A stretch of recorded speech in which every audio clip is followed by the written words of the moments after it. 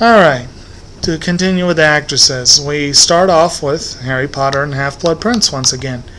And three characters that, well, I'll go ahead and mention four characters, I suppose, that probably would fall into this category. Bonnie Wright is well suited to the role of Ginny Weasley, who is my favorite character in the series. She is one of the stronger, from what I've seen, stronger of the child cast in the movie. She has been so woefully underused that it's kind of hard to tell for sure, but she's pretty solid, and this movie gave her a chance to do a lot more than she's done before. They still were very, very, very, very much skimped on Ginny's role in the movie, and take that as personal offense. I'm sure a lot of people out there agree with that. I'd like to see how well Bonnie Wright can act. Hopefully they'll give her a chance to in the final movie. She won't be in the next one, I can almost guarantee, because the first half of the Deathly Hallows she was not in, practically. She was in, but only at the beginning.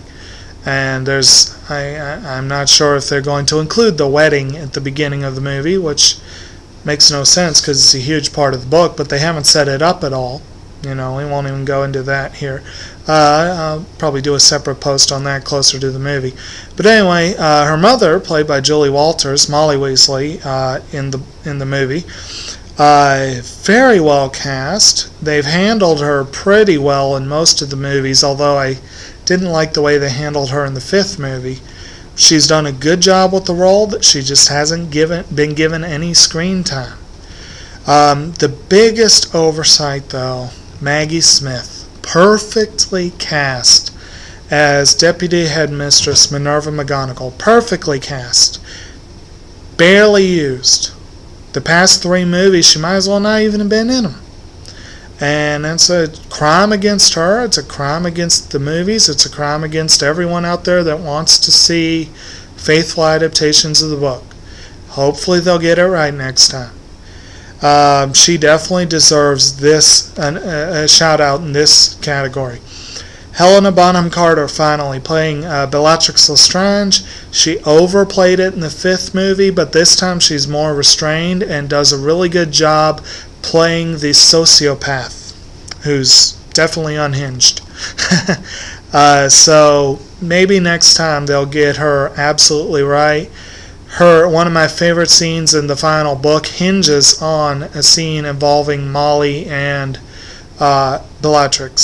So, incidentally, it also involves Luna and Ginny. So, maybe they'll play that right. We can hope. Back to this year's movies, though. Kathy Bates in The Blind Side does a great job. I still don't know what her character's deal is in the movie. She's suddenly introduced. I don't know her relationship to the family, the Tilly family. But she did a good job with the role as written. Heather Graham was great in The Hangover. It might be a supporting role, but I'm going to call it a bit role. She was great, though. Aubrey Plaza, good and funny people. Tina Fey, lovely cameo in The Invention of Lying, playing a complete cold individual. Not sure where that came from, because she usually plays such a kind, cheerful person. Melanie Linsky, Up in the Air, did a good job playing Danny McBride's wife-to-be and George Clooney's youngest sister. Finally, I'll mention Sarah Silverman's amusing appearance in Funny People. One of those people where, yeah, of course she's in a movie called Funny People. It's kind of, although her humor tends to be a little edgy. Incidentally, Norm Macdonald also caused me some chuckles when he showed up, but he was barely in the movie, so I'm not sure even this category really would accommodate him.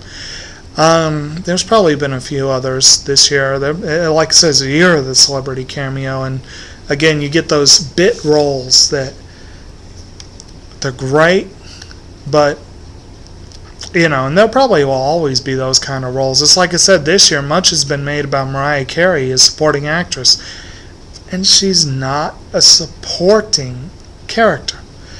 Of course, it's not that big of a deal considering that her co-star Monique is guaranteed to win that award. They should have gone ahead and engraved her name on the award already, if they haven't. She's been racking up, and I have to agree, she was absolutely incredible in that movie. Monique, that was one of the year's good surprises acting-wise.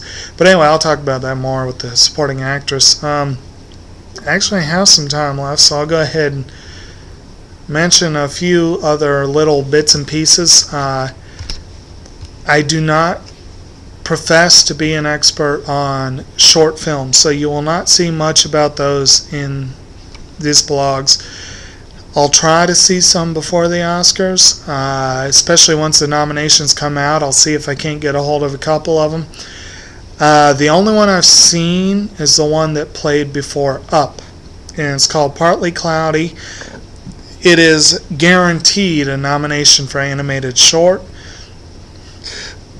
Pretty likely to win. Pixar usually does very well at the Oscars. It's a fun little short. It's very enjoyable. I would not consider it Pixar's best short by any means, but a lot of fun. So that's worth watching, and again, it's packaged with the Up DVD, so that'll be easy to find. As far as the feature films, I'm currently in very poor shape with two categories, documentary and foreign language film. They are two of the most confusing categories to people who are not really in the Academy or really, I guess, in the know about it, and I don't claim to be an expert on the rules for either one. I'm still trying to figure out myself. Both have already been shortlisted, so I already know that of the handful of films I have seen or will see before the Oscars, some of them will not be nominated. The only documentary I've seen at this point, if you can call it a documentary, is Michael Moore's Capitalism, A Love Story.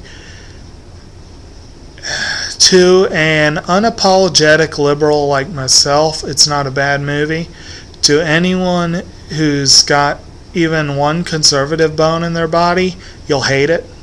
It is liberal propaganda more than a documentary.